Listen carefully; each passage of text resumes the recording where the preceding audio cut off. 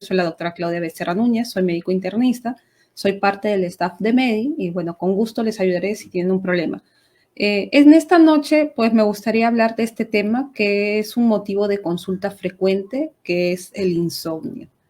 Y para esto me parece pues importante recordar esta frase que nos dijo Sir William Osler. Para nosotros, este médico, que vean que vivió de los años 1849 a 1919, ya hace mucho tiempo, para nosotros fue muy importante porque nos dejó enseñanzas que en la actualidad nos sirven. Una de las frases que él dijo fue que el buen médico trata la enfermedad, pero el gran médico trata al paciente que tiene la enfermedad. Y eso me parece especialmente importante ahora que hablamos de insomnio, porque desgraciadamente el insomnio no es una enfermedad única. Y como no es una enfermedad única, significa que el tratamiento no es una pastillita, no es lo mismo que está tomando mi compañero, incluso no es lo mismo que yo estaba tomando hace 10 años si me ha vuelto a dar insomnio. Cada persona es distinta, entonces voy a tener yo que enfocar esta enfermedad dependiendo en qué contexto estoy viendo a la persona que tiene insomnio. Eso es lo que me gustaría discutir con ustedes. Entonces, vamos a revisar estos 3 puntos. La charla la he dividido en estos 3 puntos. El primero es ver cuáles son las consecuencias de no dormir. En el segundo voy a hablar de algunos casos clínicos para que vean lo diferente que pueden ser los pacientes. Y lo tercero, algo del tratamiento del insomnio que todos podemos hacer. Así que empecemos con el primer punto, que es cuáles son las consecuencias de no dormir. En primer lugar, deberíamos respondernos primero esto, ¿por qué dormimos? En verdad, con todo lo avanzado que está la ciencia, todavía no está 100% claro por qué necesitamos dormir o por qué dormimos en verdad. En teoría, igual que imaginen una oficina en la que todo el mundo trabaja. Al final del día, el tacho de basura probablemente esté lleno de papeles y demás. Nuestro cerebro aparentemente trabaja de la misma manera y existe algo que se llaman residuos neuronales o el desecho que tiene tu cerebro al final del día. Uno, al dormir, eliminaría estos residuos neuronales. Y es más, si no duerme por periodos prolongados, estos tienden a acumularse. Incluso saben que la deprivación de sueño por largo tiempo es incompatible con la vida incluso. También sabemos que el sueño me ayuda a efectuar un buen procesamiento cerebral y consolidación de la memoria. ¿Qué significa? Nosotros, a pesar de que nos vamos a dormir, el cerebro sigue trabajando en background, por debajo. Eso les debe haber pasado alguna vez que se van pensando en algún problema y de hecho al día siguiente ya han encontrado una solución, una respuesta o una solución innovadora. Eso los americanos le llaman sleep on it, ¿no? Duerme sobre eso, que significa que, aunque ustedes no lo crean, incluso durante el sueño, el cerebro procesa mucha información. Por eso es que pacientes que no duermen adecuadamente van a tener problemas con la memoria, como vamos a ver más adelante. También tiene que ver con el aprendizaje. Si uno duerme adecuadamente, mejora el aprendizaje. Y finalmente, pues también tiene que ver con la restauración física. Persona que no duerme adecuadamente, amanece cansado y no va a rendir. Los deportistas tienen que tener una buena noche de sueño, por ejemplo, antes de sus competencias, o no rinden igual. Y todas estas son cosas por las cuales es importante que uno duerma. Ahora, sobre esto también hay muchos estudios. Por ejemplo, una de las preguntas que se ha respondido es ¿cuánto necesita dormir un adulto? Nosotros durante nuestra carrera nos vanagloriamos mucho de que dormimos poco porque estamos estudiando, pero de hecho se ha visto que para el óptimo funcionamiento del cerebro, las personas tienen que dormir entre 7 a 9 horas. Si yo duermo menos, simplemente no va a estar al tope mi cerebro, mi cognición. Vean que obviamente estoy hablando esto de 7 a 9 horas en el adulto. Cuando son infantes, cuando son recién nacidos, a los principios de la vida, las personas necesitan más sueño. Y esto probablemente porque el desarrollo y el aprendizaje es muy intenso en estas edades, ¿no? Sin embargo, ya a partir de la edad adulta me mantengo con ese tiempo, 7 a 9. Una persona no debería dormir menos de 7 horas. Hay bastante gente que dice, yo me he acostumbrado a dormir 5 horas y yo estoy bien, yo estoy sin problemas. De hecho, hay un fenotipo, es decir, hay un grupo de personas que sí pueden recuperar sus habilidades y pueden vivir normalmente solo con 6 horas del sueño, pero en verdad eso es solamente el 3% de la población. Y sin embargo, cuando uno examina en un grupo de personas, sobre todo en las que estamos en labor activa, cuánto duermes al día, la gran mayoría no llega hasta 7, 8, 9 horas de sueño que necesita. ¿Cuánto tiempo necesitas tú?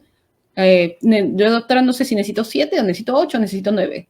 La idea es que uno despierte con facilidad, que amanezca descansado. Esto de 7 a 9 horas es un promedio y eso depende también de la actividad que hayas hecho el día anterior. Si has estado muy sedentario, probablemente necesites solo 7. Si has hecho una actividad física intensa o has jugado ajedrez, has hecho una actividad también cognitiva intensa, has tenido un examen difícil, bajo mucho estrés, probablemente necesites 9 horas de sueño. Entonces, es un promedio que puede variar día a día. Ahora, consecuencias. Es bien interesante porque hay diversos estudios. El sueño ha tenido una revaloración muy importante en los últimos años, algo que pensamos que era normal, pero que ahorita es una pandemia el insomnio también. Hemos visto lo importante que es. Se han hecho diversos estudios para ver, por ejemplo, el rendimiento. Yo veo que el rendimiento cognitivo, es decir, el potencial que tiene mi cerebro para hacer funciones superiores, para hablar, para razonar, para multiplicar, para hacer sumas restas, para escribir algo, para redactar, quiero decir, todo esto tiene que ver con la cognición y ese rendimiento que tiene mi cerebro, sobre todo la parte que requiere que uno esté bien atento, se vuelve inestable cuando la persona no ha dormido bien y tiene somnolencia. Y es bien interesante porque si mientras menos horas duerma, mientras más días pase y más horas pase sin dormir, va perdiendo más esa capacidad de concentrarse y hacer adecuadamente las cosas. Yo una de las cosas que le preguntaría, por ejemplo, si un cirujano lo va a operar, yo le preguntaría, doctor, ¿ha dormido bien la noche anterior? Porque vean que la habilidad para rendir disminuye cuando tienen menos horas de sueño. Ahora, otra cosa que es bien interesante, estos efectos adversos acumulativos son acumulativos cuando uno no duerme, pero se nota más de manera objetiva que de manera subjetiva. ¿Qué significa? Digamos que ustedes han dejado de dormir por alguna razón, tienen problemas de insomnio y ya están durmiendo cada vez menos, ¿no? Ya estoy durmiendo solamente 6 horas, solamente estoy durmiendo 4 horas, si yo hoy día, que estoy acostumbrada a dormir 8 horas, hoy día duermo 7 o 6 horas, mañana probablemente me levante diciendo, estoy cansada y me siento más lenta, estoy menos rápida, me distraigo porque he perdido un poquito esa capacidad de concentrarme porque no he dormido bien ayer. Pero a medida que pasan los días, de acá a una semana, sigo sin dormir bien, sigo durmiendo 4 o 5 horas, yo digo, no, creo que ya me acostumbré porque ya estoy normal. Yo ya estoy haciendo mis cosas rápido, mira, ya me acostumbré a dormir 4 horas, 5 horas, 6 horas y estoy normal. Yo estoy trabajando como todos los días. Pero cuando a estas personas les hacen pruebas de habilidad, se dan cuenta que su habilidad cognitiva ha bajado por no dormir bien. Es decir, uno baja su habilidad, pero no se da cuenta que la ha bajado. Entonces, el paciente me dice, yo duermo 4 horas y no me pasa nada, doctor, estoy como siempre. De hecho, si yo le hago pruebas, sí cambia su habilidad, solamente que ya no se dan cuenta los pacientes que han perdido esa habilidad de ser más rápidos, de estar más atentos. También es importante mencionar que cambia el estado del ánimo. Tienen por ahí una persona que está más agresiva, que reniega más, puede ser que la privación de sueño sea la causa de eso. Vean que la falta de sueño tiene que ver con agresividad, agresión, también tiene que ver con disconfort del cuerpo. De esto voy a hablar más adelante. También el optimismo, el buen ánimo, la sociabilidad se ve afectada cuando el paciente no duerme bien. Vean que los pacientes que tienen menos horas de sueño tienen menos de estas características de optimismo, de sociabilidad. Y bueno, evidentemente la fatiga, el cansancio también se ve aumentado en pacientes que no duermen bien y eso impacta también la interacción con el resto de personas. Otra cosa importante que hemos aprendido en estos últimos años es la asociación entre el sueño y el dolor. Uno de mis objetivos cuando yo doy manejo al dolor es que mi paciente duerma bien. Para mí es muy grave que el dolor que tenga, sea una lumbalgia, sea una rodilla, sea una migraña, le esté afectando el sueño. Si al paciente su dolor le afecta el sueño, esto es muy malo. Y es un círculo vicioso porque el no dormir también va a empeorar el dolor. Vean acá, interesante algunos estudios que me han dicho que el umbral del dolor disminuye cuando el paciente no duerme. ¿Qué significa? Todos nosotros tenemos una capacidad de soportar el dolor. Digamos que yo presiono, digo, su dedito, digo, ¿usted aguanta ese dolor? Sí, presiono un poco más, un poco más, un poco más. Llega un momento que me dice, no, ya me duele mucho. Digamos que una persona aguanta con el dedito presionado 10 segundos, ¿no? Si no duerme bien, le vuelvo a hacer la prueba, aguanta solo 5 segundos. Si duerme menos, aguanta solamente 3 segundos. El umbral del dolor, es decir, se hacen más sensibles al dolor si es que no duermen adecuadamente. Pero vean, el paciente que duerme menos, tiene menos horas de sueño reparador, tiene una percepción de dolor más intensa. Es decir, que si ustedes sufren de algún tipo de dolor, si no duermen, esa percepción del dolor va a estar peor, van a sentirse más adoloridos. Pero también vean que en estos estudios vieron que si hago que estas personas que tienen dolor duerman mejor, también mejora esta capacidad de soportar o de manejar su dolor diario. O sea, sí hay reversibilidad. Si mejora el sueño, disminuye el dolor. También es importante señalar, entre otras cosas, entre otras consecuencias de no dormir adecuadamente, es esta tendencia al aumento de peso. Sabemos que a medida que pasan los años y uno aumenta de edad, hay una tendencia a subir de peso, a engordar. Vean que este estudio es bien interesante porque se siguió por 16 años a los pacientes y aquellos pacientes que dormían 5 horas habían ganado en promedio un poco más de 9 kilos.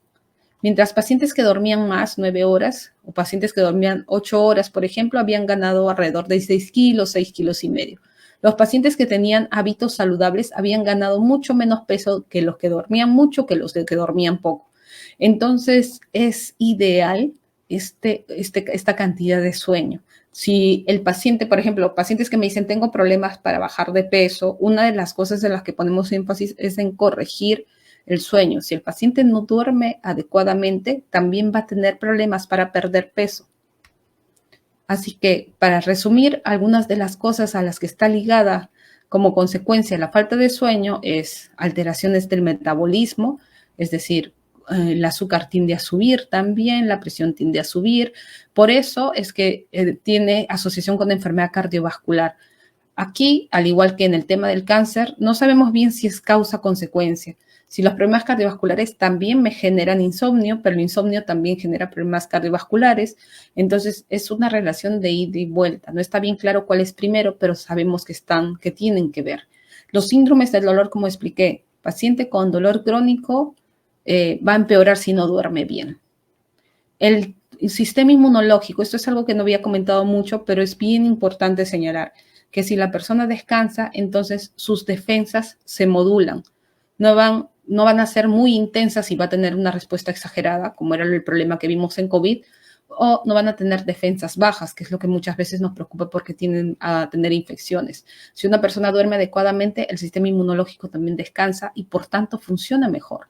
Por tanto, la privación del sueño también ha sido asociada a una mayor mortalidad. Por todas estas razones es que la falta de sueño, el insomnio, tiene que ser tratado. Ahora, les voy a presentar una serie de casos para que tengan una idea de que tratar el insomnio no significa darte una pastilla. Tratar el insomnio es reconocer las causas. Así que les voy a presentar a 3 pacientes. Los 3 pacientes me escribieron por WhatsApp diciendo, doctora, tengo este problema, me gustaría saber qué me recomienda tomar.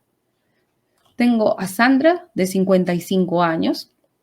Me dice, el problema conmigo es que no puedo dormir, o sea, me echo, pero no puedo conciliar el sueño. De hecho, siempre ha sido así, toda la vez que yo recuerde, doy 1 hora, 2 horas vuelta en mi camita hasta que puedo dormir, ¿no? Entonces me gustaría saber si hay una pastillita, por ahí me han recomendado esto, quiero saber qué opina o si puedo tomarlo, me puede hacer una receta, mandarla por WhatsApp para ver si mejoro.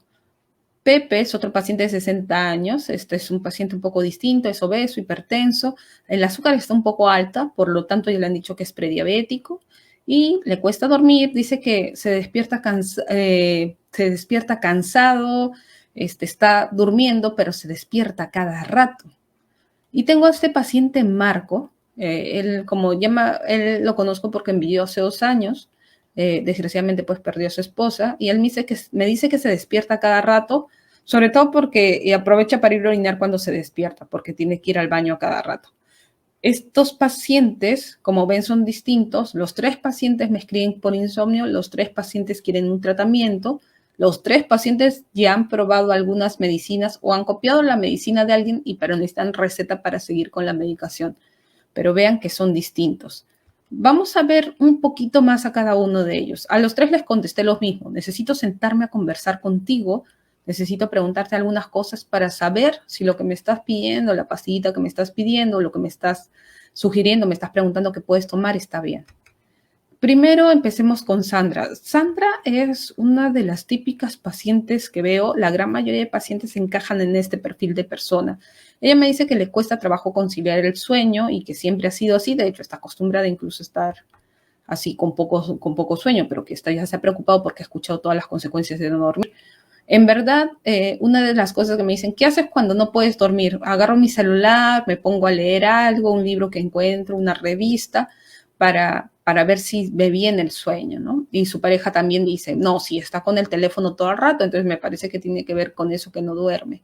Además, trabaja bastante durante el día y tiende a comer bien tarde y le gusta comer carne, le gusta su comida más importante del día, de hecho, es la cena, ¿no? Y la cena siempre tiene que terminar con un postrecito. Entonces, eso es lo que ella hace también comúnmente. Otra de las cosas que menciona es que a veces cuando está cansada, que es la mayoría de días, toma siestas. Su pareja dice, ¿cuánto? ¿45? En verdad no, son 1 hora más o menos lo que duerme en la tarde, sobre todo si no tiene trabajo, el teletrabajo que la fastidia, tiende a tomar siestas de 2 horas, dormir bastante después del almuerzo. Y por ahí le han dicho que una copa de alcohol en la noche mejora el sueño y me está preguntando si puede tomar eso. Sandra es una paciente bien típica de muchos de los que consultan por insomnio. Y voy a retomar su caso más adelante para conversar con ustedes de algunos puntos. Ahorita voy a pasar al siguiente paciente, que es Pepe. Pepe, como les dije, es obeso, es hipertenso, prediabético. Y me dice, una de las cosas que me preocupa es que yo lo veo somnoliento, es decir, que se está durmiendo mucho. Incluso cuando está esperando, está en la salita de espera, se queda un poco dormido, ¿no? Él dice, sí, estoy cansado, siento que aunque duermo mal, me despierto a cada rato, y incluso su pareja dice, uno, que está en cualquier lado, se sienta y se duerme. 2, que el peso ha ido aumentando, sobre todo en la pandemia, porque está muy sedentario, no hace actividad física y sufre también de dolor de espalda que ha empeorado. Le han dicho que también es consecuencia del peso y que tiene que bajarlo. Otra cosa que me dice la esposa es que él ha notado a ella que ronca bastante, incluso que habla y que se mueve en las noches, entonces le parece que no está durmiendo adecuadamente, ¿no? Y también otra cosa que le preocupa, que ha venido él, porque se ha hecho controles y la presión tiene una tendencia a subir, ha tenido que ponerle más medicina para controlar la presión, el azúcar está un poco más alta, me dice que ya está al borde de la diabetes, le han dicho, y que tiene que de todas maneras bajar de peso, ¿no? Entonces, cuando uno evalúa a este paciente, se da cuenta que el diagnóstico del insomnio no es simplemente la falta de sueño, es algo que se llama síndrome de apnea obstructiva del sueño. ¿En qué consiste esta enfermedad? Esto es bien común, pero muchos pacientes no conocen este diagnóstico. ¿En quién lo voy a sospechar? Típicamente el paciente que sufre de apnea obstructiva del sueño es un paciente que ha subido de peso o en otros casos pacientes que han tenido cirugías de tráquea. Nosotros cuando dormimos relajamos el músculo. Entonces, si el paciente ha subido de peso, tiene mucha grasa en esta zona, al momento de dormir el músculo se relaja y la tráquea que tiene que permanecer abierta, la vía respiratoria que tiene que permanecer abierta, tiende a cerrarse en la noche porque el músculo está tranquilo y relajado. Si se va cerrando, cerrando, cerrando, imaginen que sea una persona que les está quitando el aire en la noche. El cuerpo reacciona liberando adrenalina, porque cuando te falta aire dice, ok, esto es peligroso, tienes que despertarte. Entonces lo que va a pasar es que este paciente está liberando adrenalina, está liberando hormonas que estresan y se despierta cada rato. Entonces, el insomnio no es que no puede dormir o que duerme entrecortado, es que hay un problema acá en la vía respiratoria que tiene que resolverse para que pueda dormir de corrido. En verdad, hacer un diagnóstico de apnea obstructiva del sueño requiere que el paciente cumpla algunos criterios. Si yo veo una persona que tiene mucho sueño en las mañanas, que duerme mal, que se despierta cada rato, que se despierta y siente que no ha dormido suficiente, eso me ayuda a sospecharlo. Para hacer el diagnóstico voy a tener que hacerle un estudio de polisomnografía y que eso sí es un estudio que se tiene que hacer acá en Lima, de todas maneras, en algunos lugares. Son pocos los lugares desgraciadamente que hacen este estudio. La ventaja es que esto tiene una solución. Vean que el tratamiento es, tengo que evitar que la vía respiratoria colapse en las noches. Entonces, muchas veces deben haber visto este dispositivo. Hay dispositivos más grandes, hay máscaras para darles oxígeno. Y vean que el tratamiento del insomnio de este paciente no consistía en darle una pastillita, sino en identificar lo que tenía y darle solución. Y el tercer paciente era, como recuerdan, Marco, de 72 años. Este paciente hace 2 años quedó viudo, ¿no? Desgraciadamente con la COVID perdió a su esposa. Ahora está viviendo con sus hijos y me dice que se despierta cada rato, ¿no? Como que pierde el sueño. Una de las cosas que llama la atención cuando nos sentamos a evaluarlo es que no sonríe casi nada. Generalmente una persona cuando está al costado de otra persona que sonríe, cuando hacen un chiste, cuando conversan con él, reacciona a la otra persona. Este paciente no reacciona a la otra persona. Lo noto todo el rato con una cara de tristeza y no reacciona a las emociones de los demás. Cuando le pregunto si hay algo que le guste hacer, que disfruta, qué le gusta hacer, no recuerda. En verdad, desde que enviudó y con el tema del estrés de la pandemia, no recuerda cuál ha sido la última vez que disfrutó algo. Y ahorita lo que más le preocupa es que como ya no está, ha tenido que mudarse a casa de sus hijos, está constantemente preocupado porque él siente que se olvida más las cosas y tiene miedo de ser una carga para sus hijos. No quiere que cargue con él, siente que está haciendo algo que simplemente ya no está haciendo algo productivo por la vida, no disfruta las cosas tampoco. Entonces, otra cosa que también me preocupa es que este paciente ya le habían dicho, ¿sabes qué? Ya es hora de que te operes de la próstata, pero desde la prepandemia no se ha hecho ningún chequeo, o sea, no sabe cómo estará, se está levantando bastante en la noche, pero realmente un chequeo completo no se hace hace mucho tiempo, no se lo ha hecho hace mucho tiempo. Así que, ¿qué voy a hacer con el paciente? El diagnóstico de este paciente en verdad es un insomnio, pero por otra enfermedad de base. Vean que este paciente tiene síntomas de depresión, pero también de ansiedad.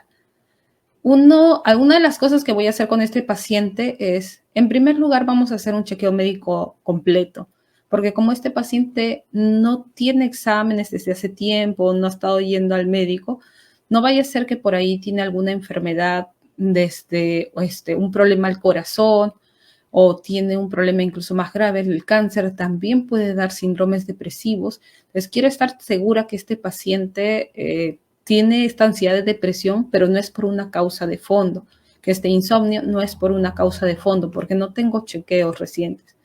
Viendo que el paciente está bien, necesito hacer el diagnóstico y acá me voy a ayudar de un examen por psiquiatría. Me van a permitir hacer algunos cuestionarios para hacerle un diagnóstico de depresión.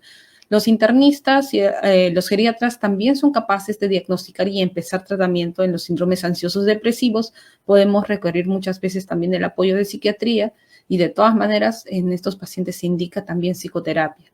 Entonces sí requiere un tratamiento para la depresión en específico, le doy medicación, pero le explico que tiene que seguir con psicoterapia. Este paciente ha ido mejorando, Pero ojo que el tratamiento de esto no es una pastilla y al día siguiente está mejor. Son pacientes, la depresión, la ansiedad, tienen un tratamiento largo. Entonces va a seguir con psicoterapia, va a seguir con medicación, está yendo mejor, está durmiendo mejor, le duele menos. Le he dado también tratamiento aprovechando para el tema de la próstata, entonces le incomoda menos, está yendo menos veces al baño en la noche, puede dormir mejor. Eso está mejorando poco a poco, ¿no? No es solo una pastilla, es también tratar, como ven, la enfermedad de fondo del paciente.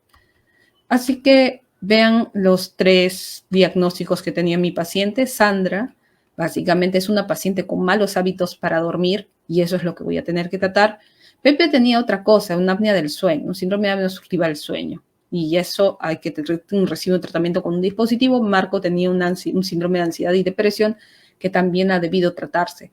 Como ven, son casos que todos consultan por insomnio, pero cada persona es un mundo distinto y por tanto el tratamiento es distinto y la única forma de saberlo es sentarme a conversar con ellos. Lo que sí, como les dije, la gran mayoría de personas son como Sandra y hay algo que podemos hacer todos y que de hecho nos conviene, incluso a las personas que sienten que duermen bien, podemos practicar estos hábitos buenos para dormir, que se conocen generalmente como higiene del sueño. Retomemos el caso de Sandra. Ella dice que le cuesta trabajo empezar a dormir y como mencionaba, tenía algunas de estas características. Revisaba constantemente su celular, comía muy pesado, tomaba una siesta larga en la tarde.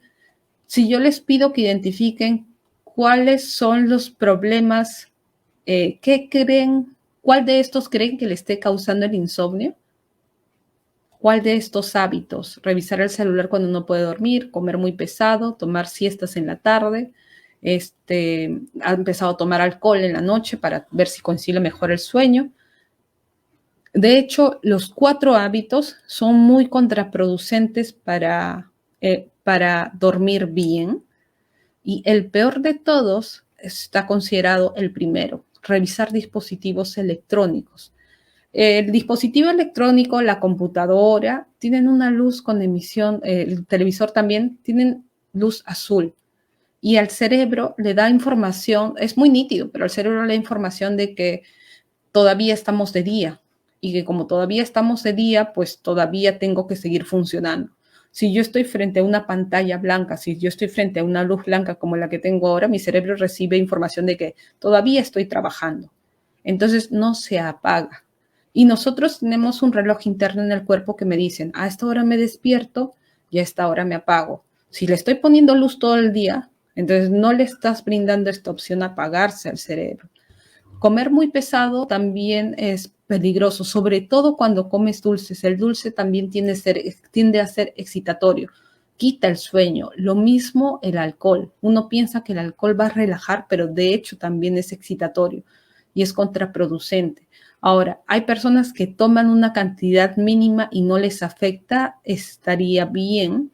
El problema es tratar de darle este tratamiento, valga la redundancia, al insomnio con el alcohol. Eso no está bien indicado. Y las siestas. ¿Las personas pueden tomar siestas durante la tarde? Sí, pero se recomiendan siestas cortas, no más de 45 minutos. El problema es que esta paciente a veces duerme 1 hora, 2 horas, y si se dan cuenta está haciendo mucho desorden en el sueño. Hoy día se durmió a medianoche, mañana toma una siesta de 2 horas, después se duerme a las 10, a las 11, y hace mucho desorden. Entonces, estas son las cosas que tengo que corregir. Entonces, a Sandra lo que voy a hacer es indicarle cambiar los hábitos o también lo que se llama higiene del sueño. Y como dije, la gran ventaja es que esto es algo que sí pueden ponerlo, pueden hacerlo todos para mejorar su sueño. Hay que tener bien claro qué cosas hacen bien al sueño y qué cosas hacen mal. Cosas que hacen bien para que mejoran el sueño de una persona, que evitan el insomnio, es el ejercicio. El ejercicio tiene que ser moderado, no se recomienda intenso hasta 4 horas antes de dormir. Si van a hacer algo que requiera subir mucho su frecuencia cardíaca, que requiere mucho esfuerzo, eviten hacerlo 4 horas, hasta 4 horas antes de dormir, no después, porque si hacen ejercicio muy intenso, les va a quitar el sueño más bien. Por el contrario, están muy sedentarios. Si hoy día no han hecho nada de ejercicio en todo el día, van a ver que al llegar a la cama, pues van a tener problemas para conciliar el sueño. Entonces, una persona debería hacer siempre por lo menos 30 minutos de ejercicio de actividad física moderada. Eso va a ayudar a mejorar bastante el sueño. Paciente que no duerme bien, hay que preguntarle qué tan activo está, hay que ver que camine sus 10,000 pasos al día, hay que ver que empiece a hacer dentro de su posibilidad una actividad física, trote si puede o caminata, dependiendo de cómo esté, puede hacer algún ejercicio que le ayude a mejorar sus hábitos de sueño. También es importante que se planteen rutinas diarias. Como yo les mencioné, las personas tienen un reloj interno, entonces tienen que irse a dormir a la misma hora y despertarse a la misma hora. Yo sé que en pandemia se han hecho muchos desórdenes por esto. Uno se dormía a las 8, después se dormía a las 9, después a medianoche, se levantaba a las 9, a las 10. Entonces, eso le hace daño al cuerpo.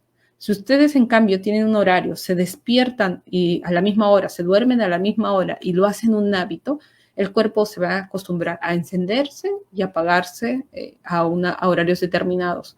Incluso sabemos que las horas de mayor rendimiento son las 10 de la mañana, las 11 de la mañana. Entonces, si yo sé cuáles son mis horas de mayor rendimiento, los problemas, los trabajos, incluso los casos problemas que puedo tener en el hospital, los hago a esa hora porque sé que es mi hora de mayor rendimiento.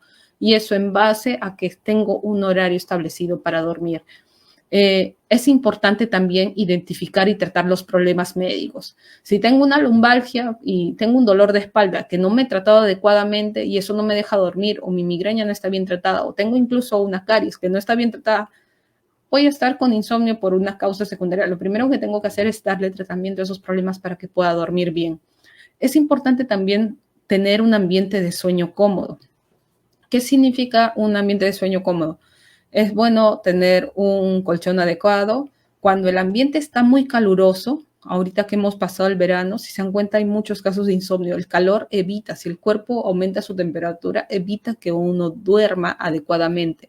Si por el contrario el ambiente está muy frío, el paciente tiende a tener pesadillas o se mueve o puede tener mayor cantidad de despertares nocturnos. Entonces, el ambiente, la temperatura tiene que estar una temperatura adecuada tiene que estar la habitación. Lo otro, dicen mantener la cama para dormir, significa que dentro de lo posible, yo sé que muchos tienen en su habitación su escritorio y su cama, pero tienen que separar el ambiente porque el cerebro está acostumbrado, se hace rutinas. Si ustedes ponen el escritorio bien pegadito a su cama o llevan el libro o la tarea a su cama para hacerla, entonces el cerebro se va a acostumbrar a decir, oye, yo trabajo en la cama, yo llevo mi computadora a la cama, yo puedo trabajar acá. Entonces el cerebro no hace esa asociación entre cama y descanso. Van a llegar a la cama y no van a poder dormir porque se han acostumbrado a trabajar ahí. Se deben separar los ambientes de trabajo de los ambientes donde se descansa. Porque si no, no se llega es una de las causas también de insomnio. Idealmente que su ambiente tenga luz amarilla, luz cálida.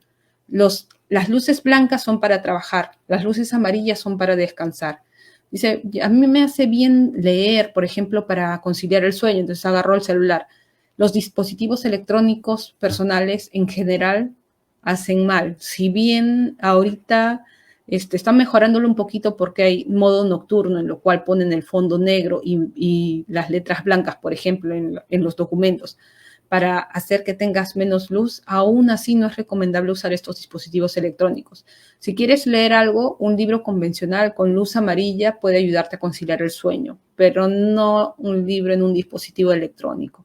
El alcohol, la cafeína, como saben, son estimulantes del sistema nervioso. No se recomienda su uso antes de dormir.